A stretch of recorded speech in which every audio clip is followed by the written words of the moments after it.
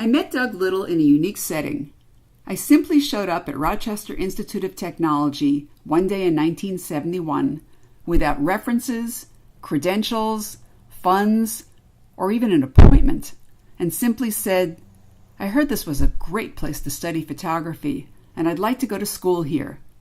Well, Doug made it happen.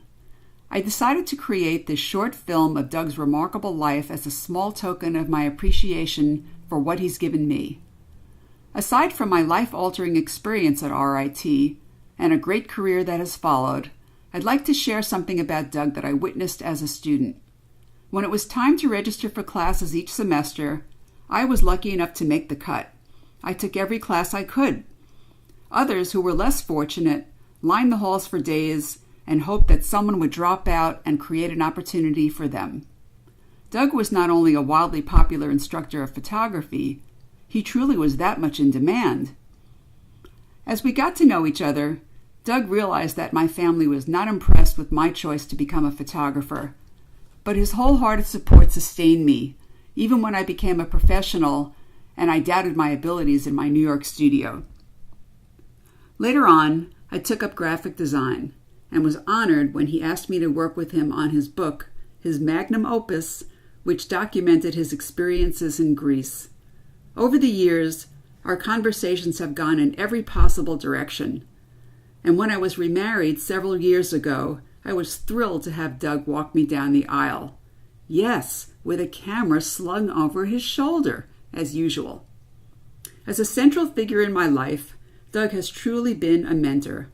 He literally and figuratively taught me how to see, in photography as well as in the rest of my life. And now, Doug Lyttle.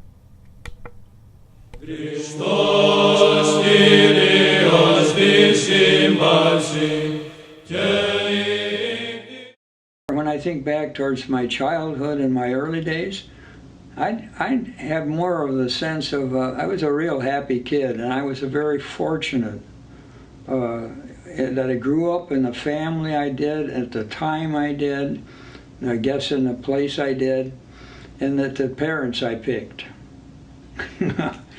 I was always able to walk to school, or when I got a bicycle, ride my bicycle. I could come home for lunch. I had a magazine route, and I always delivered some of them at noon, and that was just a great freedom. That I remember, that aspect of it, and the freedom it gave me, and the pleasure of riding my bicycle in the fresh air and so on.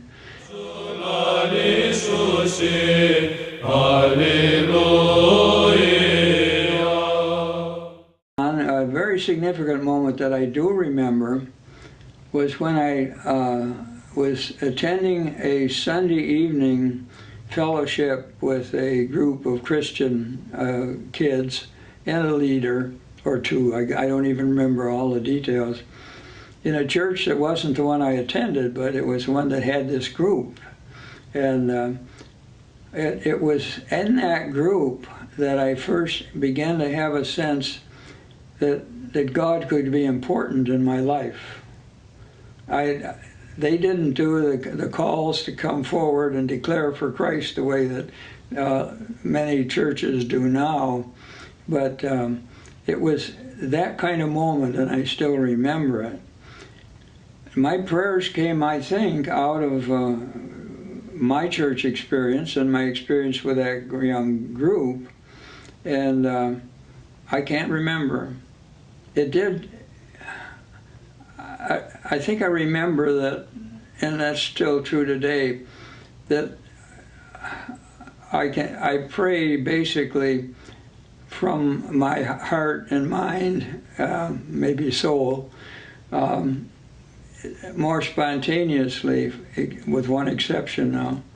And I don't normally use form prayers a lot in church, of course, but.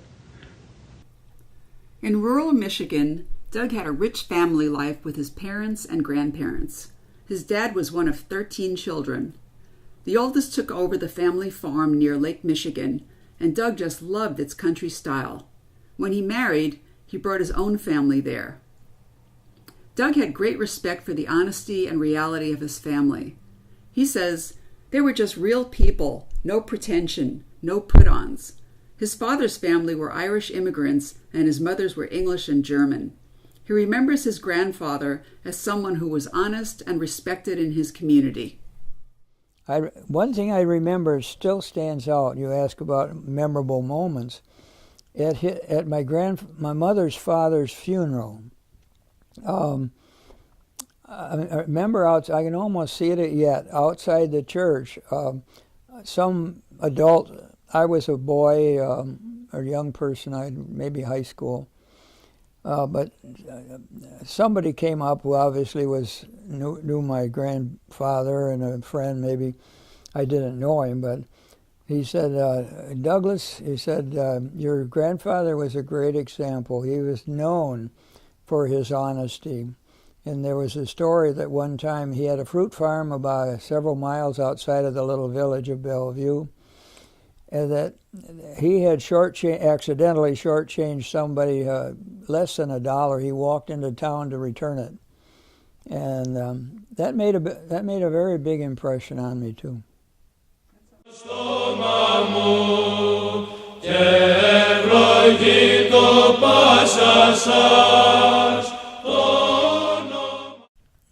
Well, I was interested in the sea and in ships and so on when I was young, and I had aspired to go to Annapolis and in the Navy. And I tried that, but I just was too short.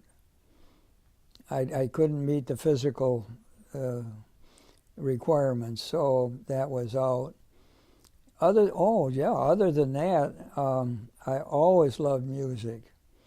My mother had me start piano lessons when I was maybe 10 or 12 or something like that, and I just liked it. I think my hands were too small, and I just didn't care for it for some reason or other.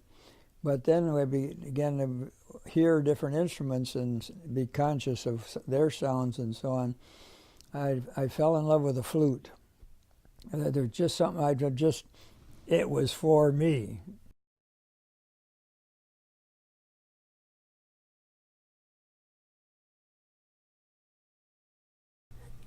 In about 1937, Doug was a college student in Michigan, a junior. He came home summers to visit his father, who had remarried, and discovered that next door there lived a very attractive young lady.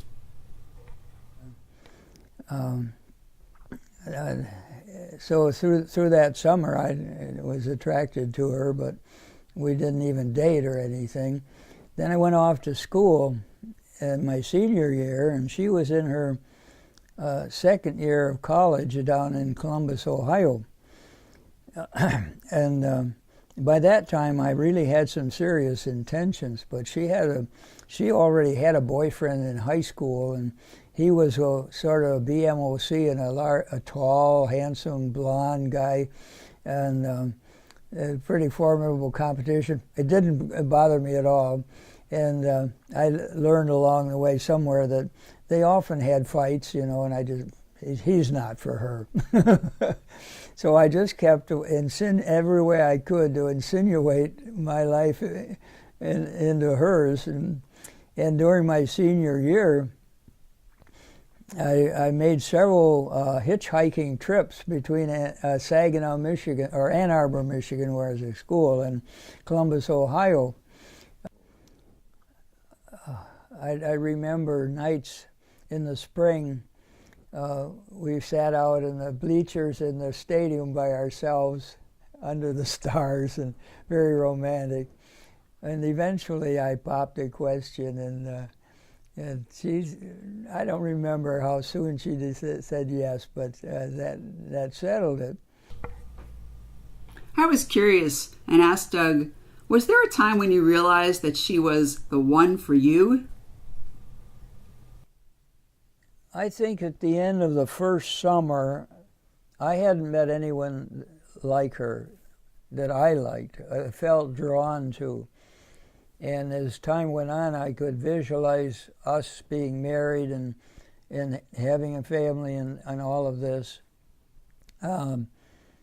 it just grew on me, and to the point where I felt that really this was divinely ordained. And I had found faith through her and her family. By that time, I had instructions and had joined the Lutheran Church, so we shared that totally, and nothing has ever changed.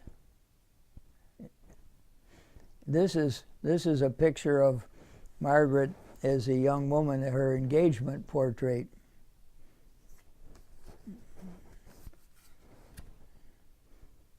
I couldn't believe that I was actually engaged to such a beautiful, charming woman. It was just a great time, exciting all the way. Then when I decided, or when I got more and more interested in photography and began to have commercial work, and then eventually opened a studio in 1960, she was part of the business. She did the reception work and most of the books. And she was a wonderful receptionist, warm and friendly, and just did that so very well. I remember one time when I was active as an amateur photographer in a local camera club and so on, and was fortunately successful in winning a lot of the prizes and so on. And one of my friends was associated with a newspaper, and they did a little story about me and being successful in photography and so on. And well, after I read that, and it was nice to know, of course, that somebody thought I had some ability. But then I wrote a letter to the editor, which they published, in which I said, well, behind every man who's successful, there's got to be a wonderful, supportive wife. And I said, just want to say and thank Margaret for all that she is and has done to help me get where I am and so on. And they published that. And after her death, years later, going through her billfold, I found a copy of that article in her billfold.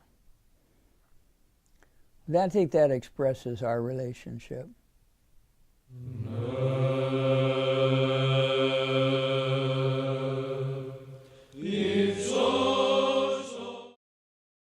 In Kalamazoo, Doug and Margaret had 3 children, all girls: Judy, Janet, and Marcia. Doug worked as a chemist at the Upjohn Company for 15 years before deciding that he might want to make a change. He was becoming passionate about photography. So the week was chargeable and included transportation. So I took another week on my own, so that after I'd done my professional photography in each site, I was able to spend a day or two just walking around, just photographing what interested me.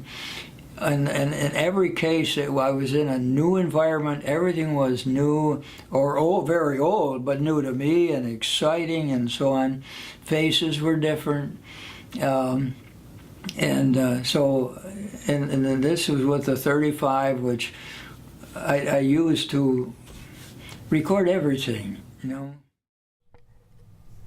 Doug soon discovered the 35mm camera, and it became an integral part of him. He found its design intuitive and made that Nikon a part of him. He literally carried it with him everywhere he went in Kalamazoo, shooting buildings, people, places, but especially portraits. It gave him immense freedom from the larger cameras and bulky accessories used by most photographers during that time. And I think there's something that I've taken advantage of, which was nothing I developed. I only realized that maybe I had it, and that is maybe a pretty infectious smile. So I'm photographing an individual or groups. I'm talking with them maybe and smiling, and I'm already with a group. I might be a tripod, and I'd look outside my camera and sort of grin, and everybody would have a nice expression. It came back to me. No, before that, my wife had been looking in the professional magazine and had seen an ad for a teaching position at RIT. And I wouldn't have seen it, but she called it to my attention. Said, you know, you've sometimes said you thought you'd like to teach, because I had some friends in photography who taught at art schools and so on. And she said, RIT is looking for someone, and it sounds like you fit their qualifications. Well, the reception was very good, and I was given a job offer. And we would need you within about 2 weeks. 2 weeks. I came to RIT in the fall of '69 and participated immediately with other faculty in designing especially the basic second year course. And we had only a couple of weeks to do that before we had students. I had not expected that, but it worked, and I was able to contribute myself to it, so that helped also. I like teaching, and I think it came as a natural thing for me. I'm from a family of teachers, and I enjoy communicating and so on, and challenging and seeing learning happen. So, and I came here with a understanding that promotion and salary and stuff was not dependent upon being part of administration eventually, that you could do it as a teacher. And so that was my main focus my whole time here. Students and the responsibility that we had as faculty to really give them something that would, you know, be worth what they were paying, which was a very considerable sum even then. So I did, and I enjoyed it. I got to know all my students quite well during the time we had. I concluded, I think, pretty much by the end of the first year that I was going to stay, that I was not going back to Kalamazoo and resume my business there. And that was a good decision. And my interest in teaching had one other caveat, and that was that there were 3 months vacation in the summer, and I asked for and got a salary adequate to allow me to live 12 months on 9 months salary. So every summer but one, I was in Europe somewhere making photographs on a freelance basis, just experiencing new cultures and meeting new people and recording the experience as a kind of my own personal documentary.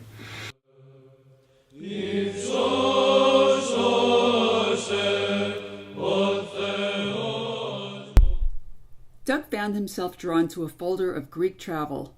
In addition to the well-known historic sites, he noticed buildings with a unique style. He became particularly interested in visiting the monastic republic of Mount Athos, which occupies a peninsula in northeastern Greece on the Aegean Sea. He tried to go there, but was unable to gain access since he didn't have the proper papers. But he did get there soon after with the help of a friend in Rochester who had a delivery he needed to have made, a photograph his friend's son had made. As it turned out, hand-delivering that portrait was his ticket in. It separated him from the masses who were also looking for a way in and was granted access. When he presented it, he was welcomed with considerable Greek hospitality. So the second year, it was 72, I was able to make a visit, and you take a boat from a little town just at the top of the peninsula and come in at the port, and from there you go to the capital village and sign in and get a monastic visa giving you 4 days to visit monasteries and there.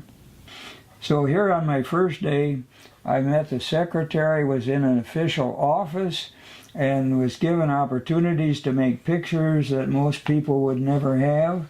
And for lunch, I was in a typical monastic home, and photographing very freely as they gave me permission. So that was a marvelous start. Well, anyway, the 4 days turned into a really spiritual experience, attending an all-night service once. And so as I came back to the port facility to board a boat to leave, and as we pulled away, as I write in the book, as we sailed back towards the city of heaven, that's Orinopolis, the place we left, the monasteries and other buildings I had photographed 4 days ago passed in reverse procession, giving me the opportunity to see them from a different viewpoint and in a different light, and to make more pictures. Looking back, Athos appeared as beautiful and as mysterious in the mist as when we sailed toward it. A persistent thought as I sailed away from the Holy Mount, back towards, quote, civilization, or the, quote, the world, was that I was definitely a different person from the Douglas Lyttle who 4 days before had gone mainly to photograph interesting buildings and photogenic bearded men wearing black robes. The Christian Orthodox monastic life, even the little I had seen and felt, had become as important as photography, and I knew that I would be coming back both to photograph and to learn more of the meaning of Orthodox monastic life on the Holy Mount. And that prediction proved to be absolutely true. as I said, 26 visits over 26 or 28 years, and living with the monks, and I became acquainted with many, accepted by most of the monks wherever I went. I became, I think, kind of a legend. With an orange backpack became a trademark. And so the book really tells the inside story of monastic life. And it took me 6 years to do the book. I did everything in it from of course, illustrating and selecting the illustrations and deciding on the continuity and the storyline, which was basically my visits and my discoveries. But it was always, I never was the subject, it was always about the place. How many photographs did you take, Doug? There are 650 photographs, there are 405 pages, and it weighs a ton.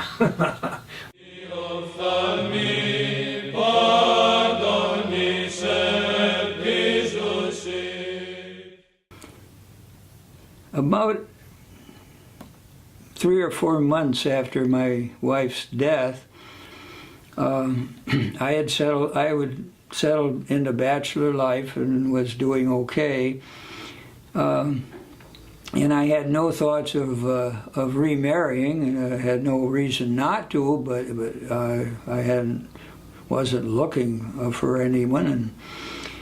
And one day, a friend of mine invited me to a dinner party, and I think she said she wasn't matchmaking, but she had invited 3 bachelors and 3 widows, and all from our church. And the widows included a woman, Vivian Quell, that I'd known for as long as I'd been in Rochester, since we joined that church when we came. So as couples, we knew each other a long time. And it was a very fine evening. We enjoyed the food and also the fellowship. And as I looked across the table and talked with Vivian, she made quite an impression. She had very pretty blue eyes. She had a lively sense of humor. And of course, we knew each other quite well. And I already admired her for knowing some of the things she had done to serve people in the church or get a program going. So we enjoyed that evening, and she was staying actually at the friend's house where we had dinner. So as I got home, I'm thinking about this, and I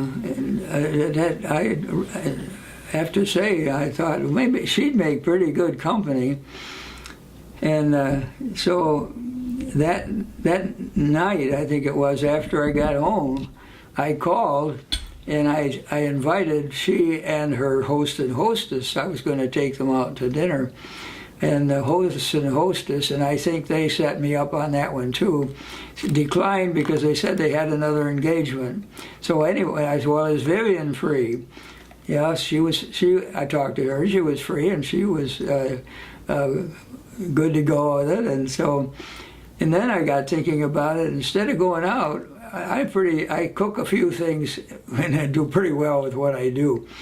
So I arranged to have dinner here. So I went all the way. I got a clean tablecloth and our good dishes and wine glasses and candles and the whole bit. And the dinner went well. And I think we had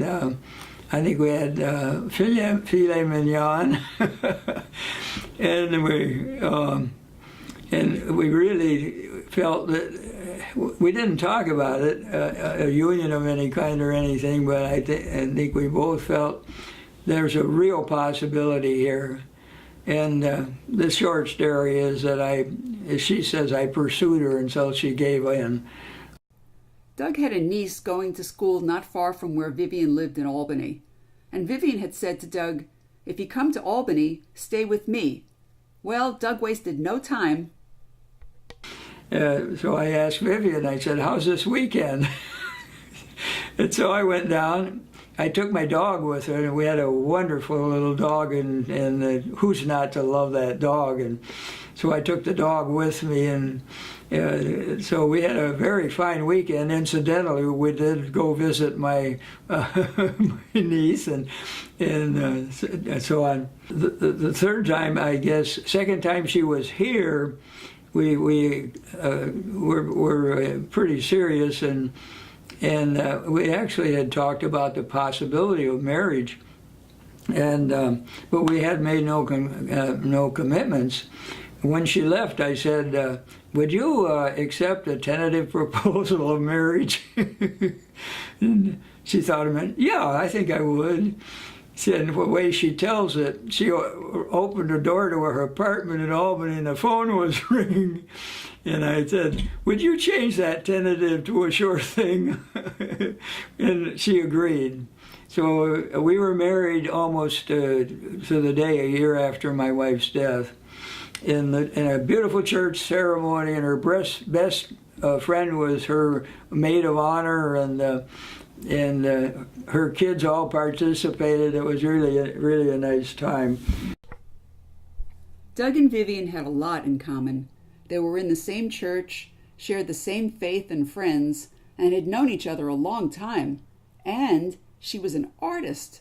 Their home was generously decorated with her paintings and photographs.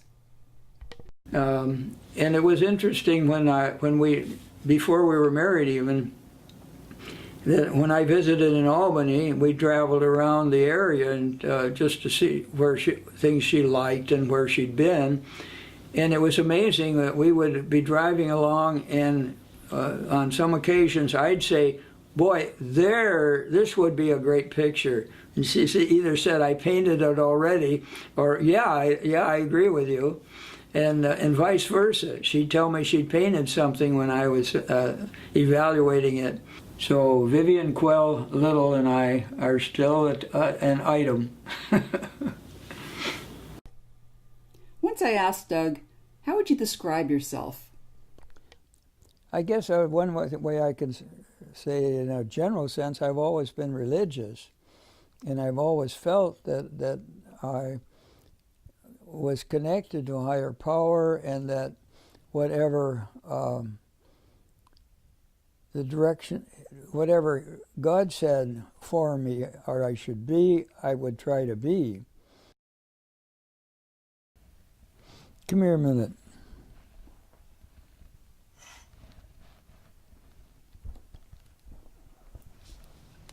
That's you. Wow, that's a good shot. You were talking and just looked up, and I got it. That's good. Of course it is. It's you.